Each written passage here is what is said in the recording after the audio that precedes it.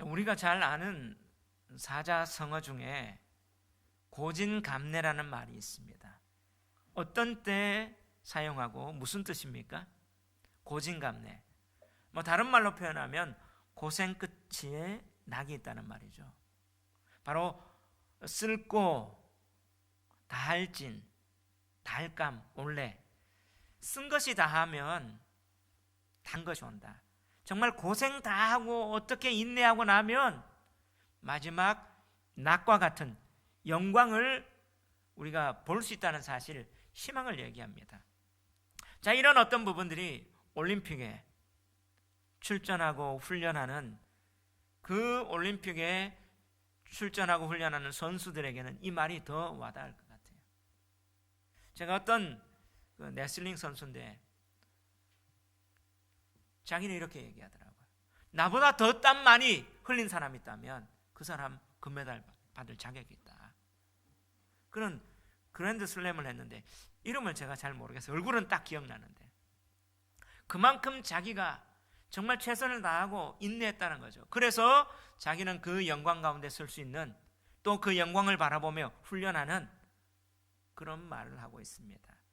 자, 이 고진감래라는, 고생 끝에 낙이 있다는 이 말은 사실 어쩌면 우리 신앙 성도들의 모토가 될 수도 있을 것 같아요. 오늘 본문도 이와 비슷한데요. 어떻게 시작합니까? 이 일 후에 1절에 내가 들으니 하늘에 허다한 무리의 큰 음성 같은 것이 있어. 자, 오늘 이 일 후에 일어난 하늘의 그 천상의 그 놀라운 찬양의 모습을 지금 사도 요한은 보고 있는 거예요. 그러면 이 일 후에 일어난 일을 얘기하니까, 그러면 이 일 전에는 어떤 일이 있었던 거예요? 바로 종말의 심판이 있었죠.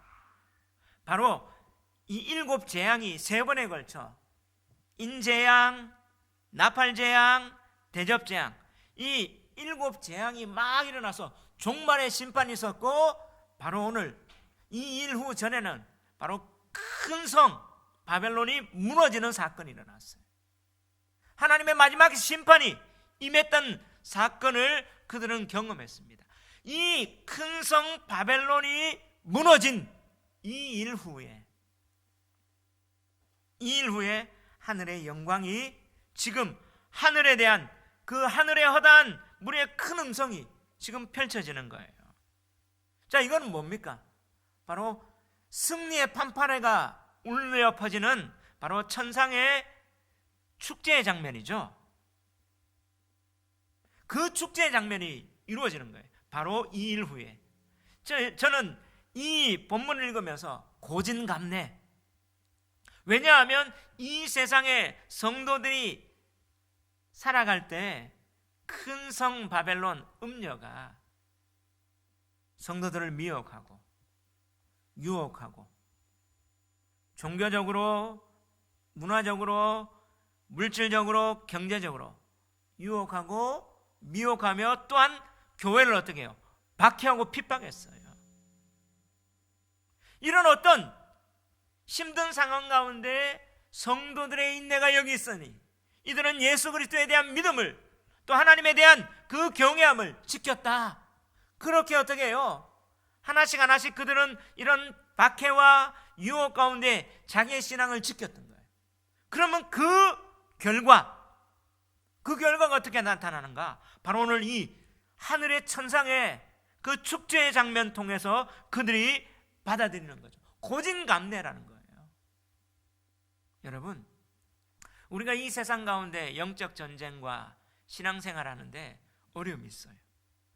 근데 이것을 이겨나가고 이걸 지켜나가면 그 다음 그 영광이 있기 때문에 이겨나갈 수 있는 것 아닙니까? 그 영광, 예를 들어서 정확한 예는 아닌데요, 우리가 군대에 갔었어요. 그러면 어떻게 해요?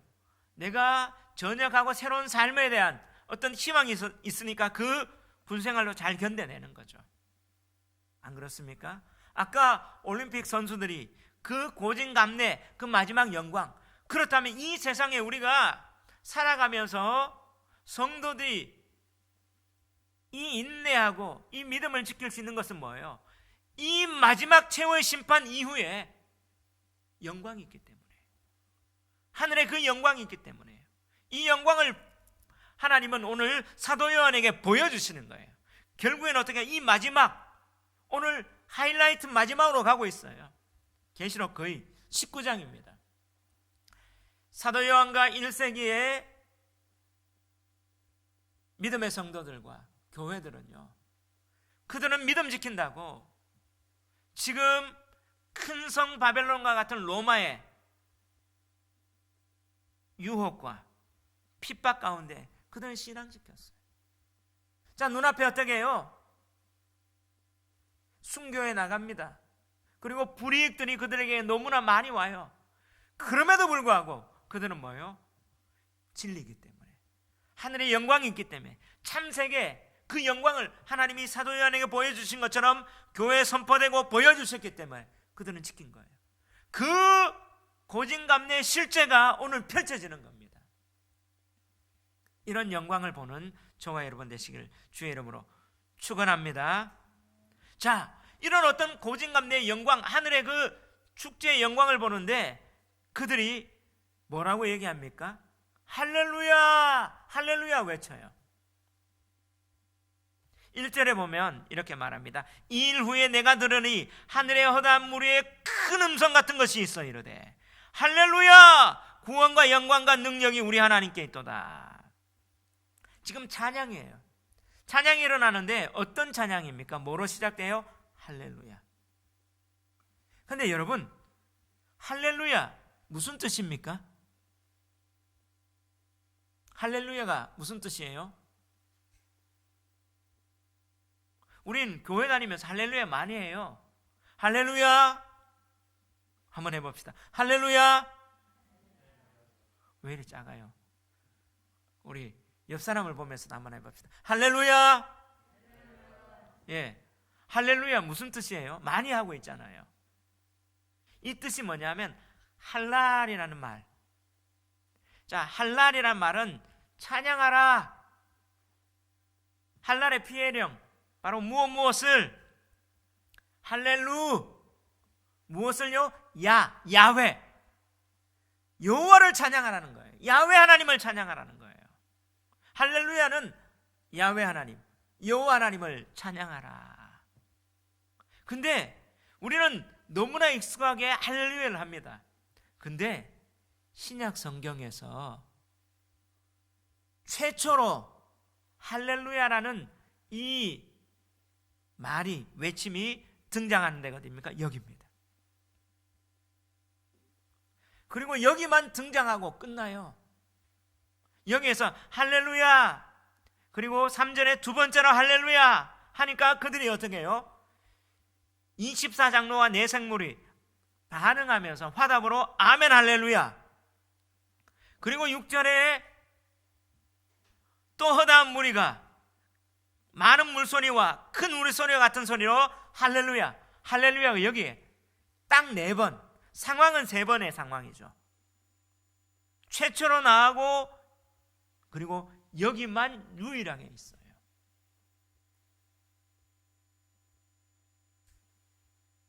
참 성경을 읽으면서 신기하지 않나요? 우리는 할렐루야 이 외침이 많을 것 같은데 여기만 있어요.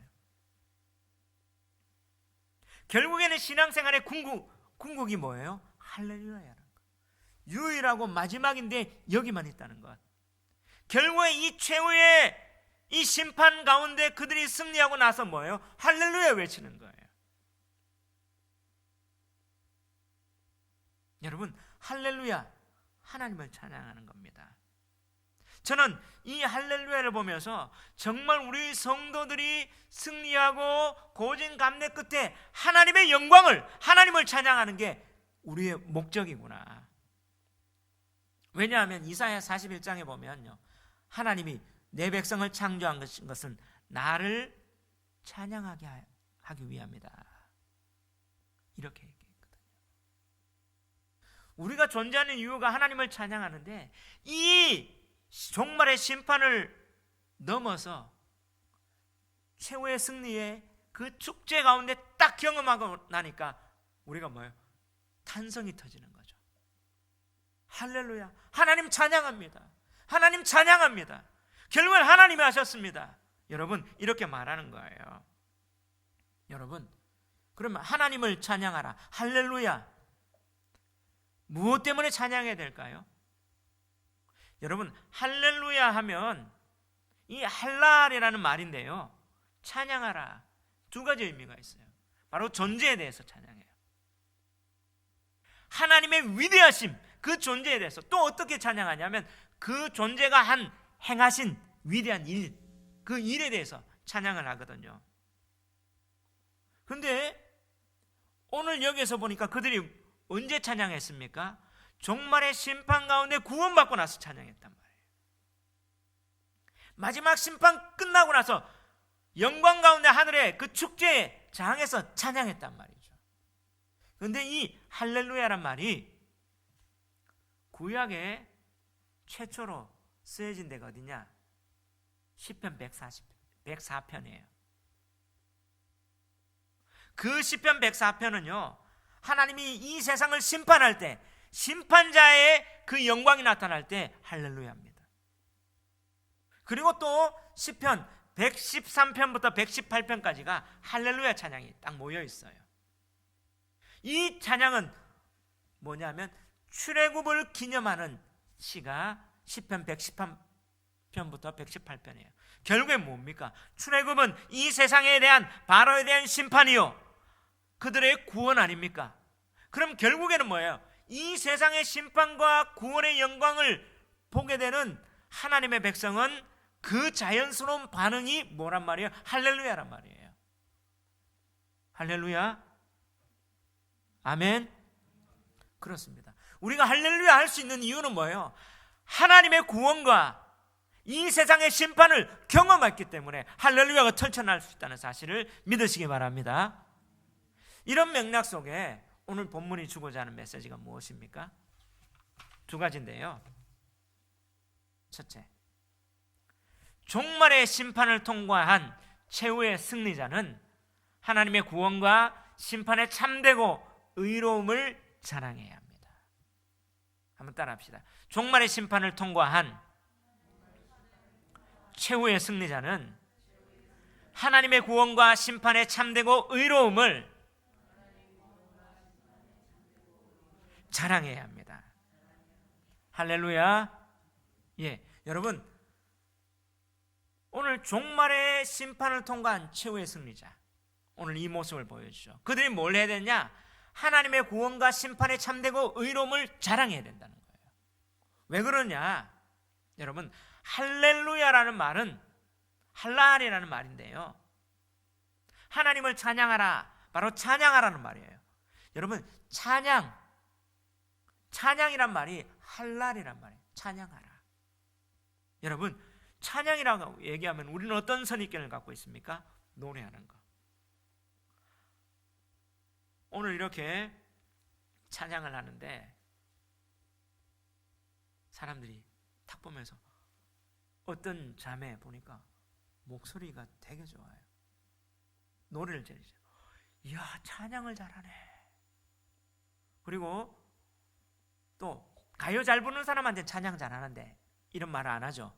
근데 어떻게 해요? CCM과 찬송을 잘하는 그 친구, 또 형제의 목소리를 딱 들으면 이야, 찬양의 은사가 있다. 찬양하면 뭐가 떠올라요? 노래, 기독교 음악, 이런 걸 떨어지죠. 근데 여러분, 진짜 찬양의 뜻이 뭡니까? 찬양하라, 할랄 얘기하는데 뭐가 찬양이에요? 물론 노래도 찬양일 수 있어요. 노래로 찬양할 수 있죠. 그런데 찬양이란 말은 그 원뜻은요, 노래하는 게 아니에요. 찬양의 원뜻은 바로 할랄이라는 말은요, 자랑하다, 칭찬하다, 그리고 이 모든 것들이 미쳤구나, 완성, 미쳤다는 말이, 이 돌았다는 말이 아니라 미쳤다는, 그 이르렀다는, 도달했을 때, 뭔가가 그 도달했을 때 나오는 반응이 찬양이라는 할랄이란 말이에요.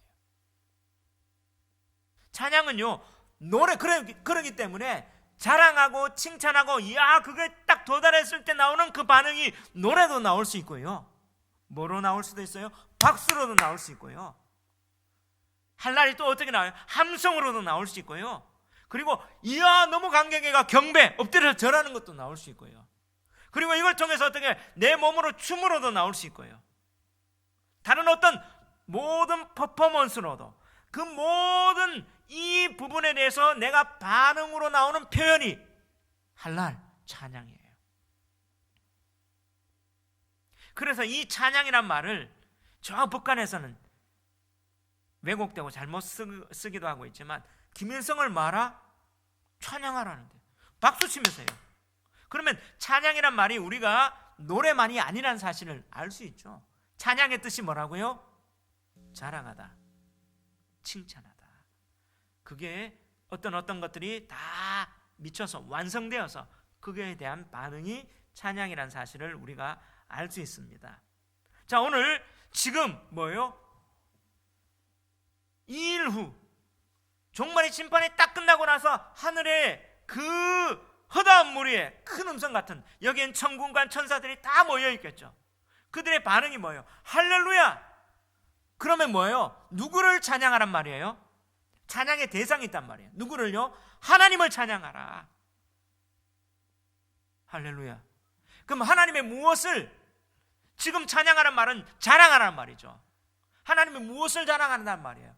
하나님의 존재, 바로 할렐루야, 구원과 영광과 능력이 우리 하나님께 있도다. 아, 하나님이 구원이 있고 영광이 있고 능력이 있구나. 하나님의 구원은요, 심판을 통해서 나타나거든요. 악에 대한 심판을 통해서 하나님의 그 구원이 나타나거든요. 하나님은 이런 하나님이구나 경험했기 때문에 그 하나님을 뭐예요? 자랑하는 겁니다. 아멘. 그죠?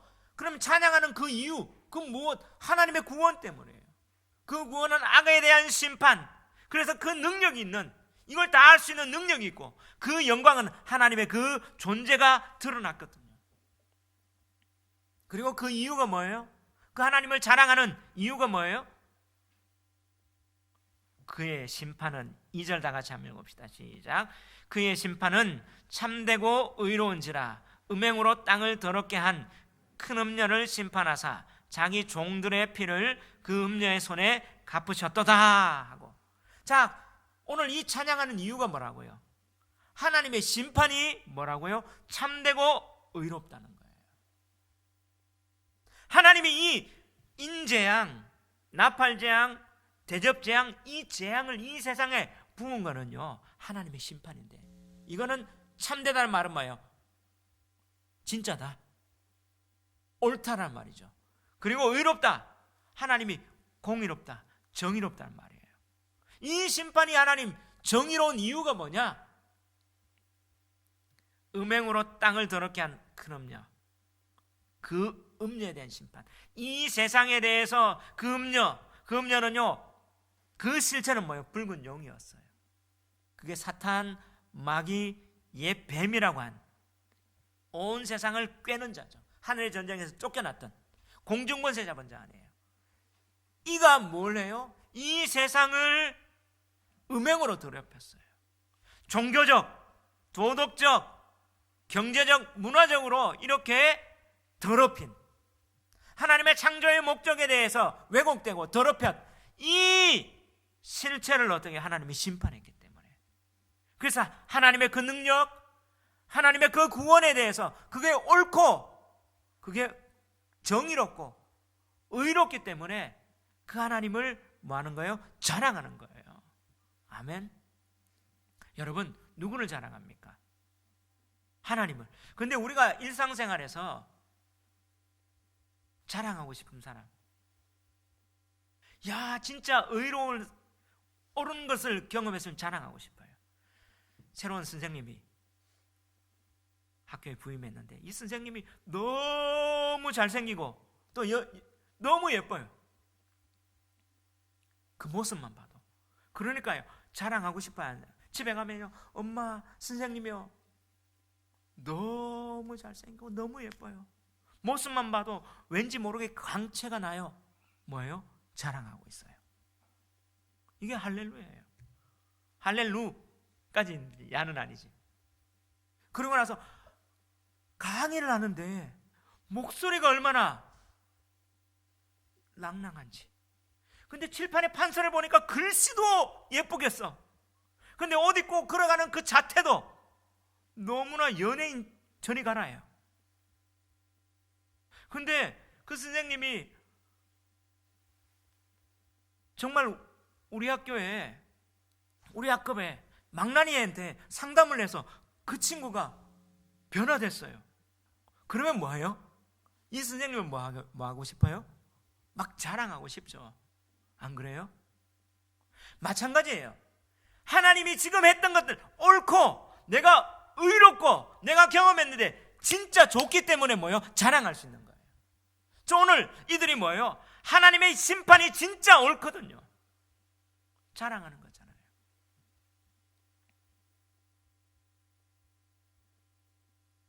예를 들게요.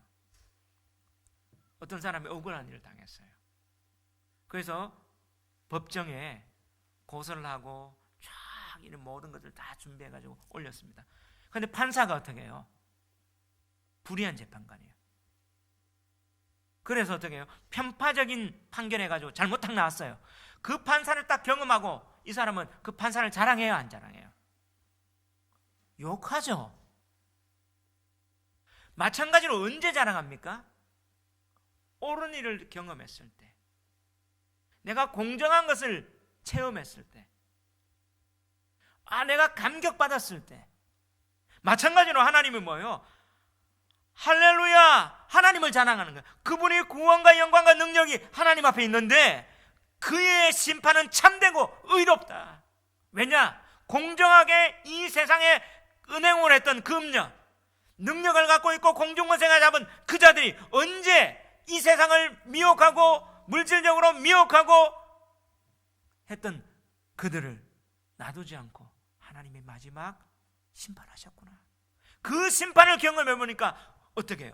우리가 진짜 옳았거든요. 그 반응이 일어나는 거예요.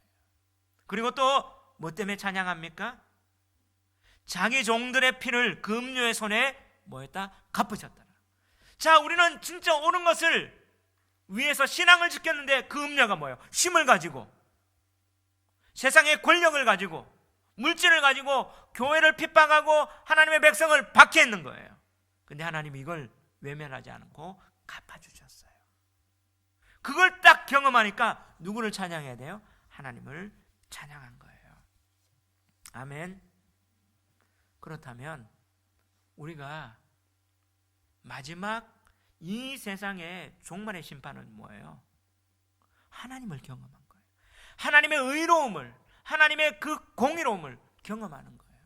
공의의 심판을 경험하는 거죠. 그래서 하나님을 찬양할 수 있다는 거예요.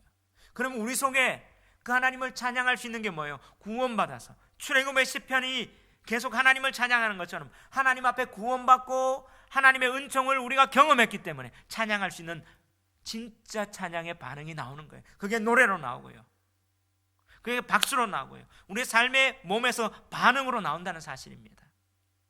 정말 우리 그 구원을 맛봤습니까? 정말 그 마지막에 영광 가운데 그 구원을 기대하고 있습니까? 진짜 찬양은요, 그걸 경험해야 되는 거예요. 그걸 바라보는 거죠. 그러면서 이제 이 찬양, 할렐루야가 두 번 나오는 거예요. 3절에 보니까 두 번째로 할렐루야 하니 그 연기가 세세토록 올라가더라. 왜 두 번 합니까? 여러분, 언제 두 번 합니까? 진짜 맞으니까, 너무 감동적이니까. 그럴 때 두 번 하죠. 합당하니까. 마찬가지로 이 할렐루야가 한 번 더 나온다는 말은 이 할렐루야가 진짜 우리 가운데 체험됐단 말이에요. 그렇게 이 두 번의 반복대로 그렇게 강조하며 할렐루야로 반응하니까 그 연기가 세세토록 올라가요. 이 연기가 어떤 거예요? 이 연기는 큰 성 바벨론이 무너졌던 연기죠. 왜냐하면 이것은 구약의 그 이미지가 소돔과 고모라를 하나님이 심판할 때 그 연기가 하늘까지 올라가요. 그러면 오늘 지금 2일 후, 2일 전에는 어떤 일이 나왔습니까? 바로 큰 성 바벨론을 심판했잖아요. 바로 철저한 이 세상 그 큰 성 바벨론의 멸망이라는 거예요. 그리고 세세토록 올라간다는 이 말은 뭐예요? 하나님의 심판이 영원하다는 사실을 보여줍니다. 그러니까 뭐예요? 하나님을 찬양할 수 있지 않습니까? 그냥 한번 승리 끝나는 게 아니라 최후의 승리라는 사실을 믿으시기 바랍니다. 그러면서 4절 우리 다 같이 한번 읽읍시다. 4절 5절 시작. 또 24장로와 네 생물이 엎드려 보좌에 앉으신 하나님께 경배하여 이르되 아멘 할렐루야 하니 보좌에서 음성이 나서 이르되 하나님의 종들 곧 그를 경외하는 너희들아 작은 자나 큰 자나 다 우리 하나님께 찬송하라 하더라. 할렐루야. 아멘. 여기서 지금 뭐예요? 24장로와 네 생물이 하나님 앞에 경배하며 그들이 뭐라고 해요? 아멘 할렐루야예요. 이 아멘 할렐루야는 뭡니까? 아멘은 내가 그대로 되기를 믿습니다라는 말이에요. 반응이죠. 이 할렐루야에 대한 반응으로 아멘 할렐루야 나도 한 번 더 하는 거예요. 지금 이 할렐루야가 3번 지금 반복되죠. 무리가 할렐루야하고 한 번 더 일어나는 거예요. 강조했어요. 여기에 대한 24장로 네 생물, 여러분 24장로는 우리가 계속 계시록을 보면서 뭐라고 했습니까?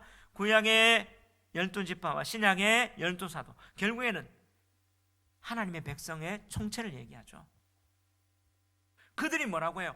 아멘 하고 할렐루야 반응하는 거예요. 이게 진짜라는 겁니다. 진짜 하나님의 이 심판과 이 영광을 볼 때 이런 반응이 일어나기를 원합니다. 그런데 여기에서 보좌의 음성이 났어요. 보좌에서 음성이 났는데 뭐라고 얘기합니까? 하나님의 종들 곧 그를 경외하는 자 너희들아 작은 자나 큰 자나 다 우리 하나님께 뭐하라? 찬송하라. 결국엔 이 반응에 대한 하나님의 대답이 뭐예요? 찬송이 합당하다는 거예요. 아멘. 그러면 우리의 사명이 뭡니까? 인내하고 지키고 있을 때 마지막 하나님의 영광을 봐서 하나님을 자랑하는, 이것이 우리가 마땅히 해야 할, 성도가 마땅히 해야 할, 그 마땅히 행할 바라는 사실을 믿으시기 바랍니다. 아멘. 그래서 우리가 지금 찬양하면서요, 노래하면서 하나님을 찬양하는 것, 하나님을 자랑하는 것, 우리의 마땅히 할 바를 미리 준비하는 거예요. 연습하는 겁니다. 그 천상에서 하나님을 노래하기 위해서. 그리고 우리가 춤추고 박수치며 온몸으로 표현하는 게 뭐예요?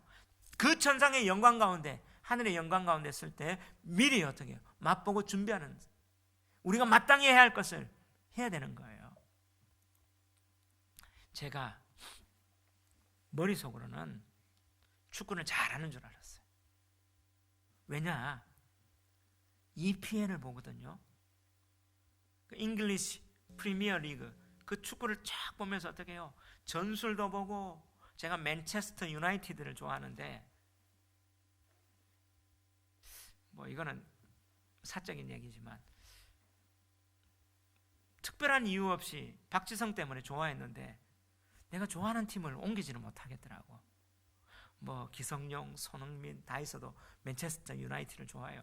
그래서 잘했거나 못했거나 그 팀을 응원하면서 제가 축구를 열심히 보고 있어요. 그러다 보니까 세계 최고의 플레이어들이 플레이하는 모습을 보면서 제가 막 상상을 해요. 나도 저 필드에서 뛰면 저렇게 할걸. 그런 느낌이 막 잘할 느낌이 막 들었어요. 그리고 또 뭘 보느냐? 뭉쳐야 찬다. 아세요? 예능 뭉찬이라고 있거든요. 그 축구하는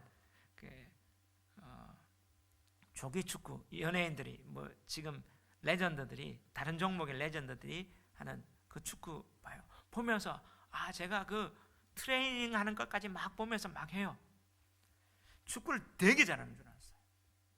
제가 전술적으로도 보면서 뭐 얘기하면 좀 제가 좋아하는 거는 좀 깊이 들어가거든요.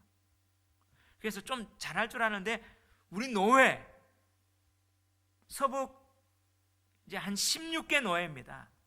서북 지역 노회 협의회에서 연합회에서 노회별 축구 대회가 있는데 내가 젊은 목회자가 담임 목사 중에 젊다고 체육위원회에서 축구 선수로 이렇게 불렀어요.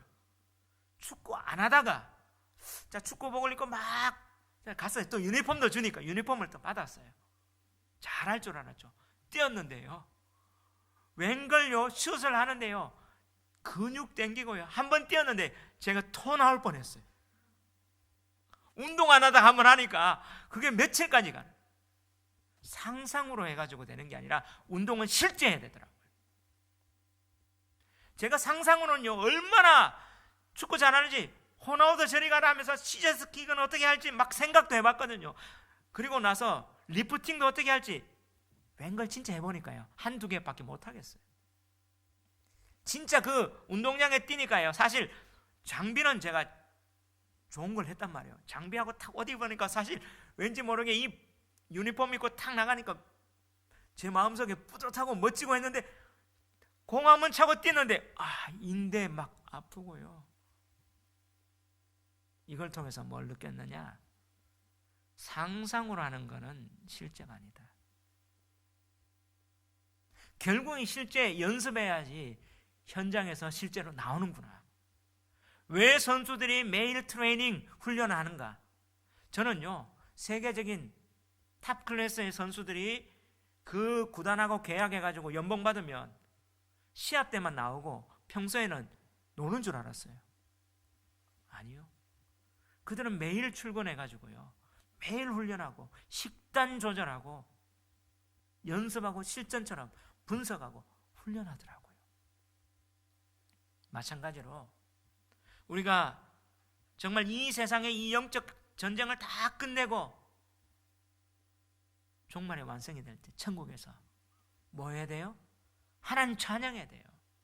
이게 성도가 마땅히 해야 할 바입니다. 아멘.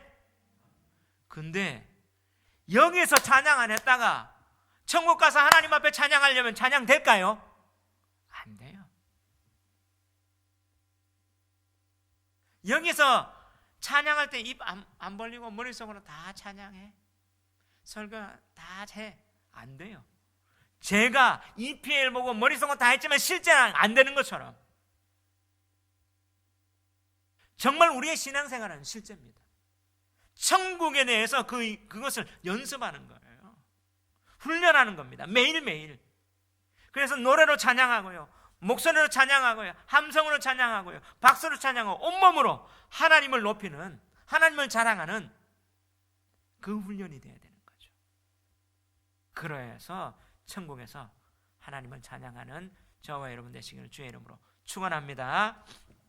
두 번째, 오늘 본문이 주고자 하는 메시지의 두 번째, 종말의 심판을 통과한 최후의 승리자는 어린 양의 혼인잔치에 참여할 예복을 준비하며 칭찬해야 합니다.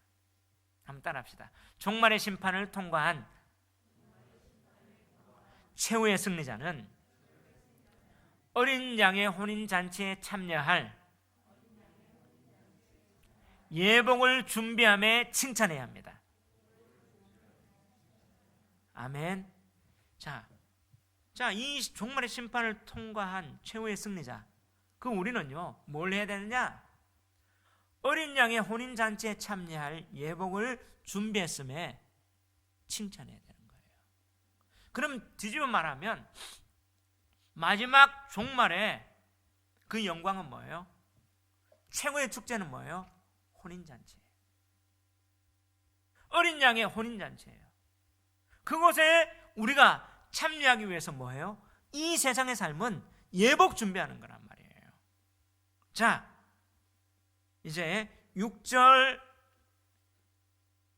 7절, 8절 우리 다 같이 한번 읽어봅시다. 시작. 또 내가 들으니 허다한 무리의 음성과도 같고 많은 물소리와도 같고 큰 우레소리와도 같은 소리로 이르되 할렐루야, 주 우리 하나님 곧 전능하신 이가 통치하시도다. 우리가 즐거워하고 크게 기뻐하며 그에게 영광을 돌리세. 어린 양의 혼인 기약이 이르렀고 그의 아내가 자신을 준비하였으므로 그에게 빛나고 깨끗한 세마포 옷을 입도록 허락하셨으니 이 세마포 옷은 성도들의 옳은 행실이로다 하더라. 할렐루야. 자, 지금 뭐예요? 한 번 더 지금 할렐루야 찬양이 나오는 거예요. 무슨 찬양입니까? 내가 들으니 또 들으니까 그 앞에 찬양은 뭐예요? 허다한 무리가 왔고 또 여기에 대한 한 번 더 하고 그 24장로와 내생물이 반응하며 아멘하고 할렐루야 했단 말이에요. 3번을 했어요. 그 다음에 이제 딱 또 장면이 바뀌는데 허다한 무리의 음성 같고 많은 물소리와 같은 큰 우레소리와 같은 큰 소리가 지금 뭐가 일어나요? 할렐루야! 누구를 찬양합니까? 하나님을 찬양해요. 하나님이 어떤 것? 주 우리 하나님 곧 전능하신 이가 통치하다. 하나님의 통치하심을 지금 뭐예요? 찬양하는 거예요. 그 하나님의 통치하심을 자랑하는데 그 통치하심이 어디에서 이루어져요? 혼인잔치에서 실제로 이루어진다는 사실을 지금 자랑하고 있는 거죠. 우리가 즐거워하고 크게 기뻐하며 그에게 영광을 돌리세. 어린 양의 혼인 기약이 이르렀고 그의 아내가 자신을 준비하였으므로. 자, 하나님의 통치는 지금 마지막 때 어디에서 이루어진다고요? 혼인잔치, 어린 양의 혼인잔치. 여러분, 일생에서 유대인들이 가장 자기 일생에서 가장 최고의 축제, 잔치가 뭐냐 할 때 혼인잔치입니다. 우리는 그렇게 생각 안 할 수 있어요. 그런데 이 이스라엘은 하나님은 이 혼인잔치의 이스라엘의 풍습을 통해서 그들이 찬양하고 자랑해야 할 것을 하나님이 보여줬어요. 하나님을 자랑하는데 이 하나님을 자랑하는 그 삶이 그들 가운데 뭐로 나타나야 돼요? 칭찬으로 나타나는 거죠. 하나님의 통치하심이. 그게 뭐냐? 어린 양의 혼인잔치. 자, 어린 양의 혼인 기약이 이르렀고 그의 아내가 자신을 준비하였으므로. 자, 여러분, 혼인잔치가 이르렀는데 그의 신부가 준비해야 됩니까? 아내가 준비해야 됩니까? 자, 오늘 본문을 보세요. 7절 하반절에 보면 어린 양의 혼인 기약이 이르렀고 이제 기약이 이르렀죠. 그의 누구가 자신을 준비하였죠? 아내가. 그러면 자, 여러분, 우리가 볼 때 결혼식이 딱 돼야 돼요. 그러면 신부가 준비합니까? 아내가 준비합니까? 신부라고 얘기해야 되죠. 근데 우리가 참 이해 안 되죠. 여기서 신부가 준비해야 되죠. 뭘 준비해요? 자기 예복을 준비해야 돼요. 세마포. 근데 누가 준비했대요? 여기에는 아내가 준비했대요. 이것은 이스라엘의 결혼 풍습을 이해해야 되는데요. 이스라엘은 약혼 딱 하잖아요. 이 약혼을 법적 혼인기간으로 봐요. 약혼을 하면 결혼한 거예요. 약혼을 한 게 혼인한 거예요. 그런데 약혼하고 바로 결혼하는 게 아니라 약혼을 하면 법적으로 효력을 가집니다. 자, 남자와 여자, 신랑과 신부가. 근데 약혼을 하면 법적으로 이제 혼인 관계가 시작이 됐어요. 근데 실제적으로 육체적인 관계, 같이 사는 관계는 하지 않아요. 약혼만 해요. 그리고 나서 정혼 기간이 있어요. 1년 동안. 1년 동안의 정혼 기간에 지나고 나서 그 다음 뭐예요? 법적으로는 사실 부부예요. 약혼하면. 그리고 1년의 정혼 기간 이후에 뭐예요? 신랑이 딱 오면 결혼식을 해요. 결혼식을 하면 일주일 동안 딱 있는데 그때 실제적으로 완전한 이제 결혼식이 끝나는 거죠. 그런 가운데 예수님의 아버지인 요셉과 마리아가 뭐예요? 약혼했기 때문에 법적으로 부부죠. 그러니까 아내라고 얘기하는 거예요. 그러니까 정혼기간.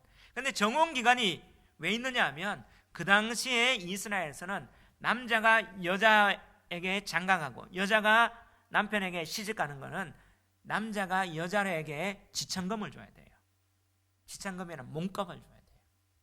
신랑이 신부에게 그 집에 신부의 아버지에게 내가 이 신부를 맞아드리겠습니다 몸값을 지불하는데 그 지불할 수 있는 기간이 1년 동안입니다.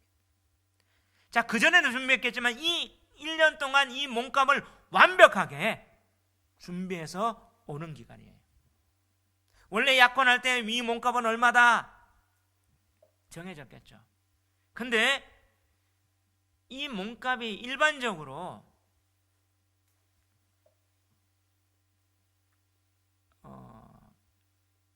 출애굽기 레위기 율법을 보면 은 30이에요. 율법에 정확하게 은 30이라고 되어 있어요. 그게 생명의 속전 값이다. 근데 우리 예수님이 십자가에 달려 돌아가시기 전에 가룟 유다가 예수님을 팔았죠. 얼마에 팔았어요? 은 30. 생명의 속전 값이에요.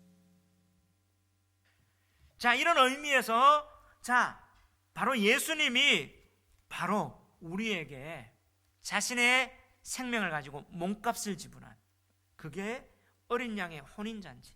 그냥 예수님의 혼인잔치가 아니라 어린 양의 혼인잔치. 그 십자가에 대한 우리의 구원의 혼인잔치를 얘기하는 거예요.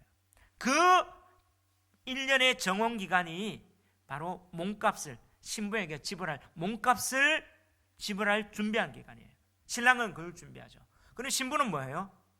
신랑이 오기까지 이제 그 신랑 집에 가서 그 신랑의 집에 요리를 준비하고 또 자기는 뭐예요? 이 마지막 결혼식 그 신랑을 맞이할 예복을 만들고 신랑 가운데 어떻게 그 집에 가서 살지 그 집의 문화 분위기 그리고 내 결혼식 준비할 예복을 준비하는 기간이 1년입니다.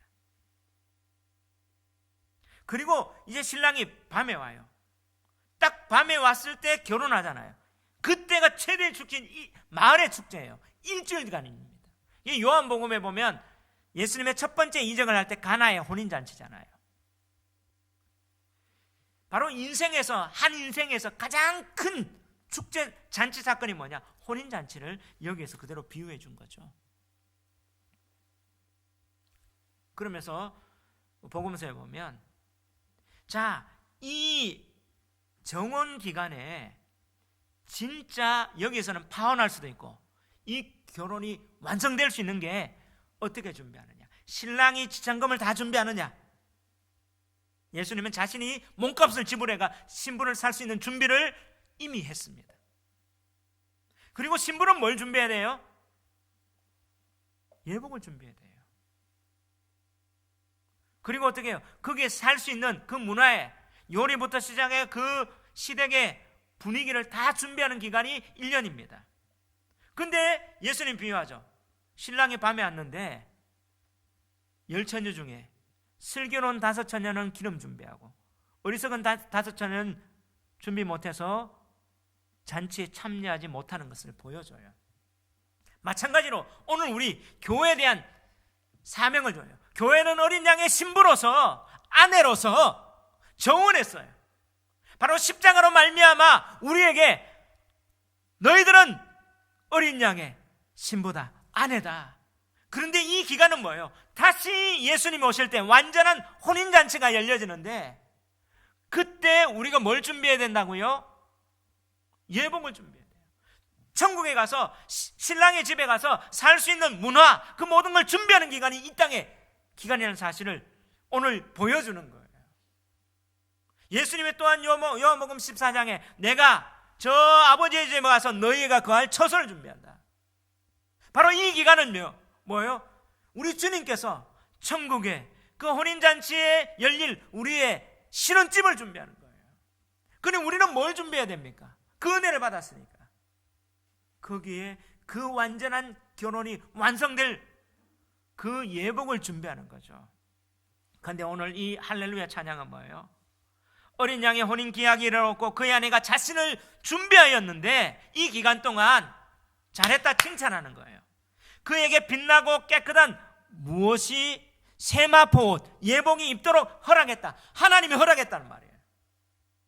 근데 너희들은 뭘 해야 돼요? 세마포 옷은 성도들의 옳은 행실이다. 이렇게 해석을 하면서 뭐예요? 우리는 이 믿음을 지키고 인내하며 정결하고 이 세상에서 천국에 살 수 있는 그 믿음과 거룩한 행실로 준비하는 거죠.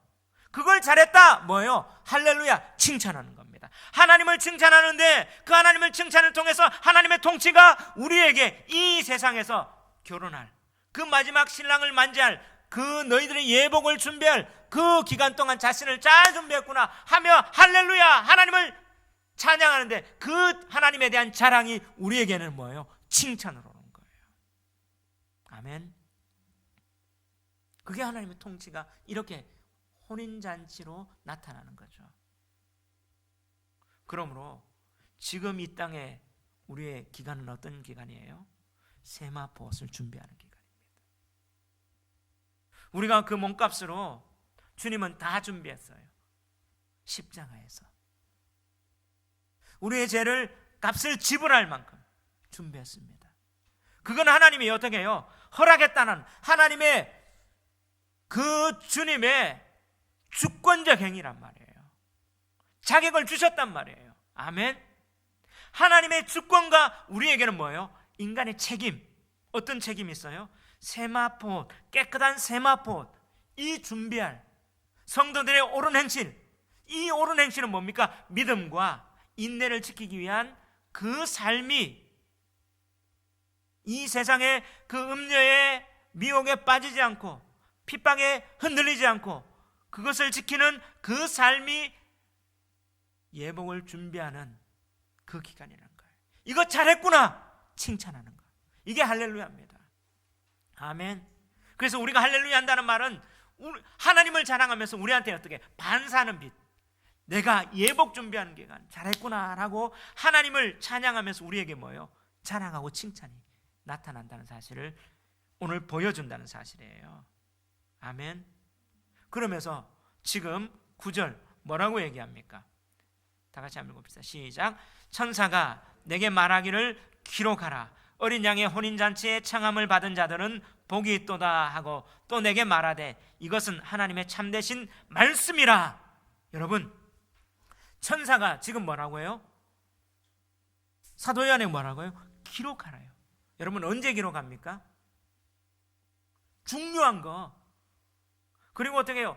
변경되지 않을 계약상 꼭 있어야 할 걸 기록하는 거죠. 그럼 뭘 기록하라고 해요? 어린 양의 혼인잔치에 청함을 받은 자들은 복이 있다.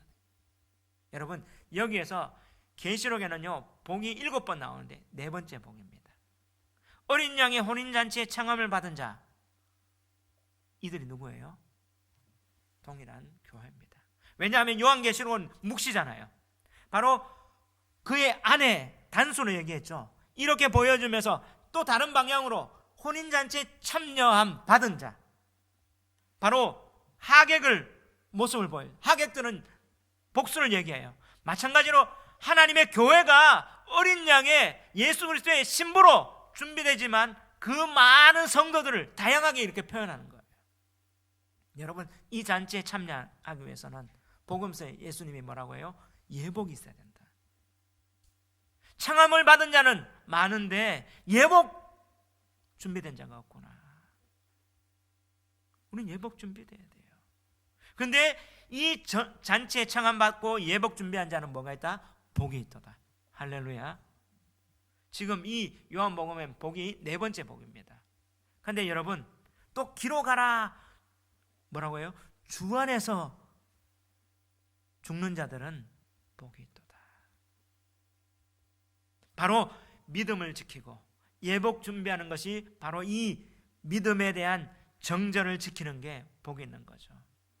그러면서 또 16장 15절에 보라, 내가 도둑같이 오리니 누구든지 깨어 자기 옷을 지켜 벌거벗고 다니지 아니하며 자기의 부끄러움을 보이지 아니한 자는 뭐가 있다? 복이 있도다. 이 복이 3번째 복. 주 안에서 죽는. 그러면서 첫 번째 복은 이 계시의 말씀을 읽고 듣고 지키는 자는 복이 있다는 거예요. 그리고 이제 마지막 복은요 20장 22장에 다 있어요. 천국, 새하늘과 새 땅이 많은데 바로 20장 6절 한번 읽어볼까요?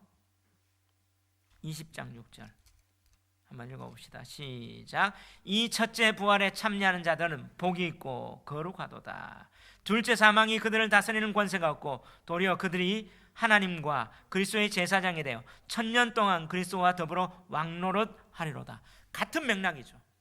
이렇게 혼인잔치에 예복을 준비하고 복이 있고 주 안에 있고 이 말씀을 듣고 그러면 둘째 사망이 없는. 그리고 22장 7절 제일 끝입니다. 한번 읽어봅시다. 시작. 보라, 내가 속히 오리니 이 두루마리의 예언의 말씀을 지키는 자는 복이 있으리라. 할렐루야. 마지막 22장 14절 시작. 자기 두루마기를 빠는 자들은 복이 있으니 이는 그들이 생명나무에 나아가며 문들을 통하여 성에 들어갈 권세를 받으려 함이로다. 할렐루야. 천국에 들어갈 수 있는 거예요. 이 복이 바로 우리가 뭐예요? 예복을 준비하는 겁니다.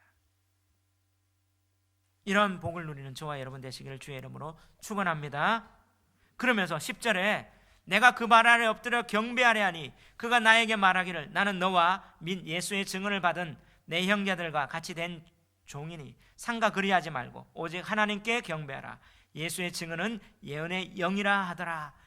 자, 이걸 다 보고 나니까 이 비밀을 알고 나니까 사도 요한이 천사에 대해서 너무 감사 엎드려 절하려고 하니까 아니야, 나는 메신저야, 나도 종이야.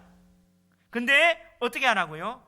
하나님께만 경배하고 예수의 증언, 바로 예수님을 증언하는 이 증언은 예언의 영이라. 바로 사명은 뭐예요? 예수님에 대한 증언자로 사는 거죠.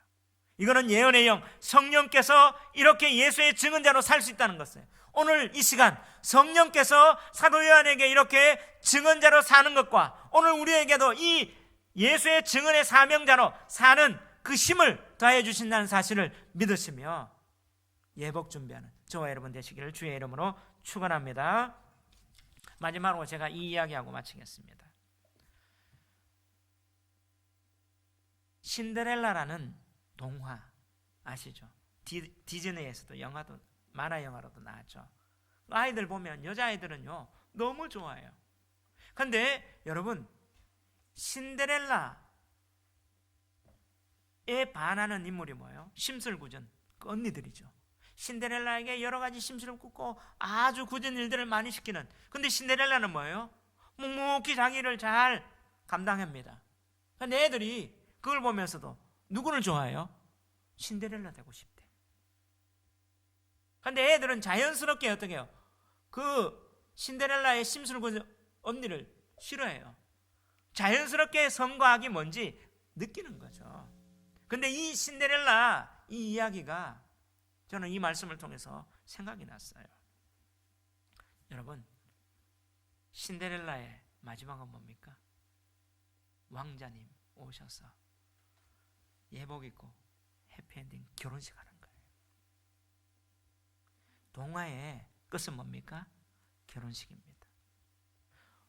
이 요한계시록의 마지막 재앙의 끝이 뭡니까? 혼인잔치예요. 혼인잔치에서 마지막 22장에서 천국이 보여지고 끝나는 거예요. 근데 여러분, 이 신데렐라를 정말 아름답게 만드는 거는 그 자체가 있기도 하지만 뭐예요?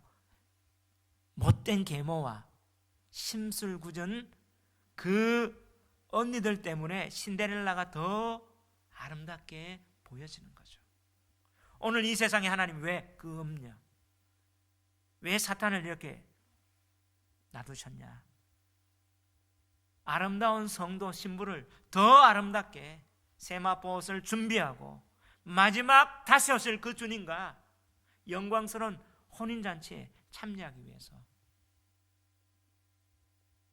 주님은 이렇게 아직도 그 계모와 심술궂은 언니를 제거하지 않고 하나님의 이 세상의 큰 음녀 바벨론을 지금 존재하도록 만드셨어요. 근데 마지막 신랑 주님이 다시 오실 때 깨끗한 세마포 그 옷을 준비한 그들은 혼인잔치에 아름다운 그 영광 가운데 간다는 사실을 믿으며 오늘 우리도 그런 정결한 신부로서 이 예복 준비하는 저와 여러분 되시기를 주의 이름으로 축원합니다.